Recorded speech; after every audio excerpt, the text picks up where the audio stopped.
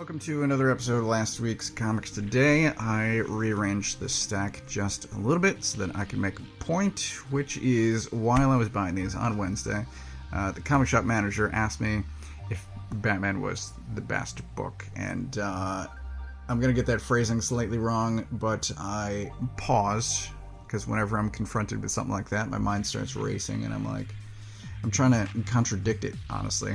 I'm like, well, there's got to be something better, right? And then he clarified and said, best DC book, which I agreed with, but this week also has what are probably the two better DC books. Also sort of Batman. But Batman is very good, despite its ridiculousness. Occasional ridiculousness.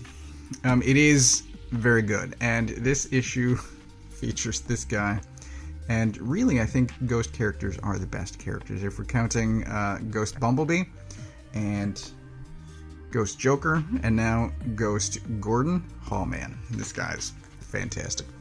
So last issue ended with Batman dying, and I think it's there's a nice thing here in the Tim Drake backup. Well, I think it's before that. Is it?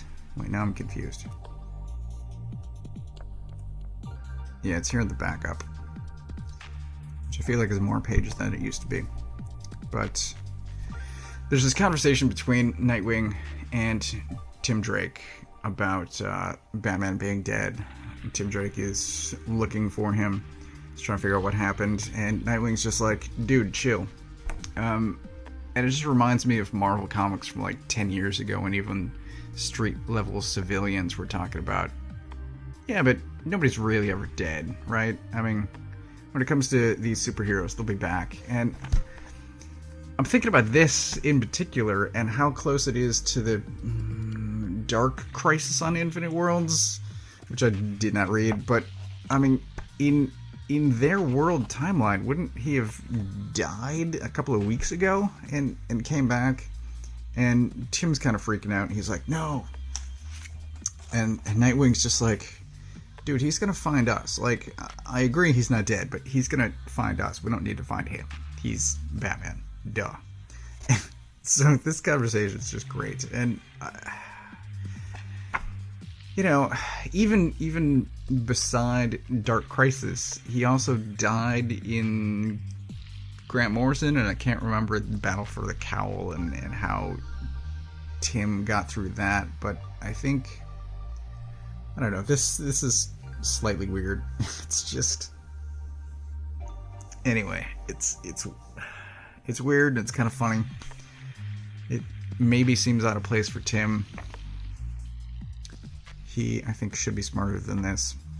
But anyway, so the main story is last issue, Failsafe shoots Batman, and this I don't understand at all. Failsafe should have just killed him, I feel like, and I want to say that would be a better story, but instead he wakes up in a place that looks like Crime Alley, and weirdly this isn't the only Crime Alley in this week's pile of books. But so he wakes up in Crime Alley. We get that moment here with Batman waking up, and immediately we get Ghost Gordon. It's just, oh, he's fantastic. Anyway, Batman quickly discovers that he's on another world. I think that's Zdarsky right there. But Batman discovers that he's on another world. A world without Batman. And it feels very strange that that's what Failsafe chose to do. Like, in Failsafe's mind, Batman is a killer. He killed the Penguin. And as punishment, he's going to be sent to another world? Like, what? I don't understand the reasoning behind that. But anyway, that's what happens. That's the start of this story, and I guess I'll see where it goes. Up next we have Dark Knights of Steel. This is issue 9, and I would say that this is better written and drawn than the Batman. It would be nice if it were a monthly, if there weren't these gaps between issues, but I will take the gaps if it means a complete series written and drawn by the same team.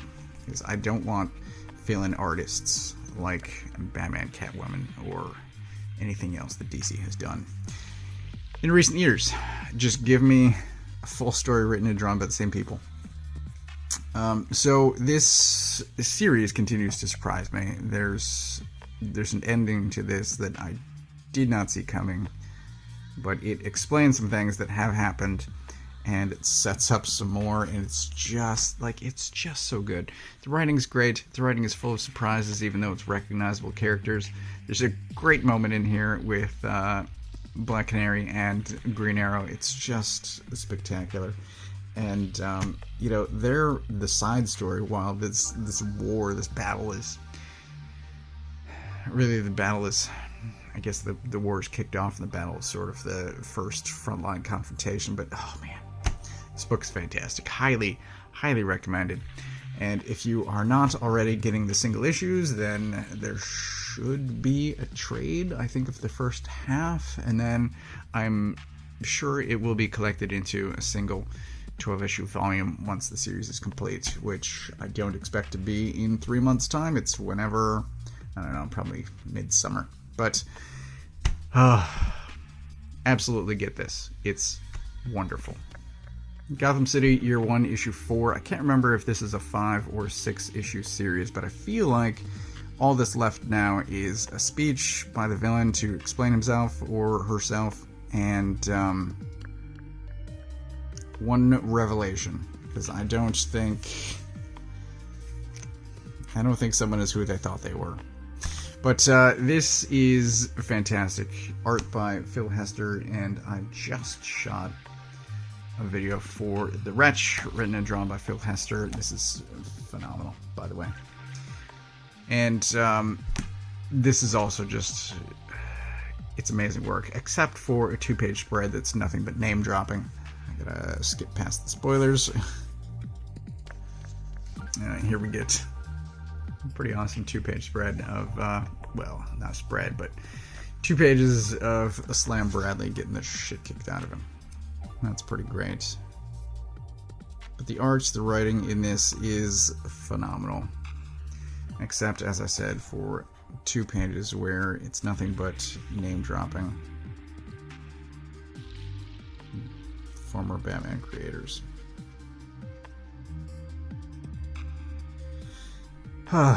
It's really good. I want to see this ended. I want to see how it ends.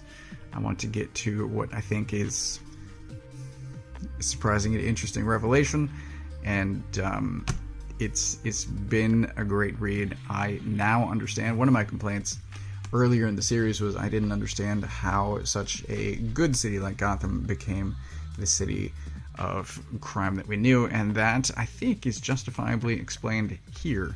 So, good on them. I didn't think it was going to happen, but he did it, and I believe it. But this is good. This is the second reference to Crime Alley that I mentioned over there. But, yes, I recommend this. Grab the trade, grab the collection, whatever you have to do, get this. Mosley, issue 1, I believe this is a 5-issue series. I'm going to be adding this to my pull list. I add a lot of first issues to my pull list, and then after I read the first issue, I decide whether or not I want to get the rest. I do want to know the rest of this story, because issue 1 is mostly sort of world building. It's kind of setup, it's character development. So we learned a lot about this guy here and where he was, where he is now, because there is a time jump from these first 2 pages into the present and what has happened to the world since then. It is, and then there's a pretty surprising ending, and I really want to see where that goes. But get this guy, who's maybe not a guy, but it is sort of a baby with some robots, and he jumps the main character in an alley, and it's pretty surprising and pretty great. But it is sort of a robot computerized city world, perhaps, and I want to know more. Anyway, I first noticed Rob Guillory when he was doing Chew, and I loved his art. I then followed him over to Farmhand, which I'm waiting for the final arc on that, but he's not just a great artist, he's also a pretty fantastic writer. So this, he is writing, someone else is drawing. I do like the art. So we get some of these sweeping stuff like this. It's pretty spectacular.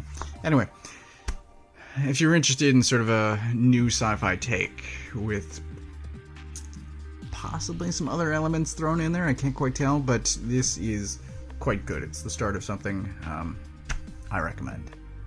Calculated Man issue 4. This is the last of the miniseries, and it was great. I wasn't sure how this was going to end, so we've got this guy here who's our main character. We've got these two who are federal agents after him, and this guy here is the head of a crime family that he is going after, and it ends, everything wraps up, and then at the very end there's sort of a tease. I don't know if this is going to continue. I kind of don't expect it to. It's just, it's a little extra nugget thrown in, just you know, not everything at the end generally of movies I think is where everyone notices it now, but generally not every stinger at the end of a movie is intended to be a sequel. But in this case, I'm taking it as the world is continuing on. So, you know, the world is certainly established, these characters are established, and there's just a hint at the end to let you know the world continues on after the last page of this, and I think it's great. So, this is a crime story. It's also a little bit of a love story, surprisingly, but it is just a fantastic read. It's well drawn, and I recommend it. Stillwater 17. Stillwater has been just a phenomenal read, and there's one issue left in this. It's ending with issue 18. I have no idea how any of this is going to wrap up, except I do know issue 18 is oversized, so it will have more pages. I think it is going to need them, because this is... Ordinarily, I think you can tell, at least I can tell, when sort of things are falling into place. Like I was just saying with year one here, things fall into place. And that's not the case here. Everything is very much still in flux. Like I said, I have no idea how this is going to end, how it's going to wrap up, but it is just a phenomenal read, and I highly recommend it. I think it's going to wind up being 3 trades. I believe there's 2 out already, probably 6 issues apiece, but this is just great. It's I don't even want to talk about what happens, but I will mention that it's great in that every character has their own agenda. So it's there's basically 3 clashes here. There's one kid's trying to do something and then realizes that an entire town is trying to do something else at the same time, and sort of our main character is like, well, that shoots my plan to hell. And it's so good, so well written. The art's fantastic. Highly recommend Stillwater. Like I said, there's only 1 more issue to go, and I can't wait. What I choose to read first or last each week is sometimes telling. Sometimes I will save what I think is the best for last, and this week I got to these 2 books were at the what remained of my read pile, and I'm like, I should probably drop both of these. And I grabbed Poison Ivy first. I read this. This wraps up an arc that I thought was going to be longer, but it's great that it was just 2 issues. And the art is fine. I commented previously that the art was kind of weird, especially in the faces. I think it's mildly reminiscent of Riley Rossmo with some of the facial expressions, some of the exaggerated features, but I'm glad that this wrapped up in only 2 issues and that this wasn't dragged out for longer. I think next issue Harley is coming back, and I'd have to double check to see if it's a different artist. If it's the original artist, then I'll grab at least 1 more issue. If it's not, then I might just drop this. I intended to drop this, and I never wrote the email to my comic shop. So I wound up with 1 more issue, and thankfully, it was the end of an arc. So I'll see. I'll check out the previews or the solicitation text for issue 9. I'll see what's up with that. But I think the first 6 issues are great of this. Issue 7 and 8 were, I think, just continuing to put out a monthly book instead of top tier stuff. But I don't recommend issues 7 and 8 of this. Earthdivers, I should just drop. The story, I think I've mentioned before that it seemed like, if I remember correctly, when I was talking about issue 3, that it seemed like a lot had happened for only 2 issues, and now we're on issue 4, and I'm like, not that much has happened in the last 2 issues.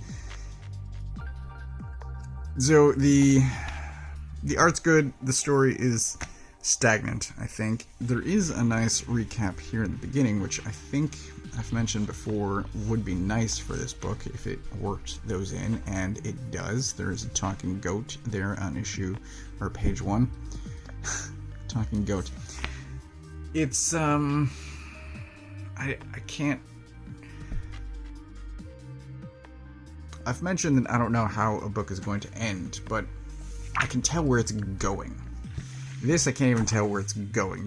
There's whole characters in here that I still question what the point of them is, and that's not great. I need to drop this. I don't recommend it.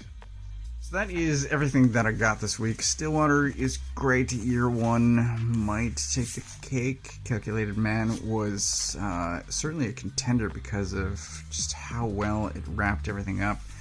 Mosley is really good.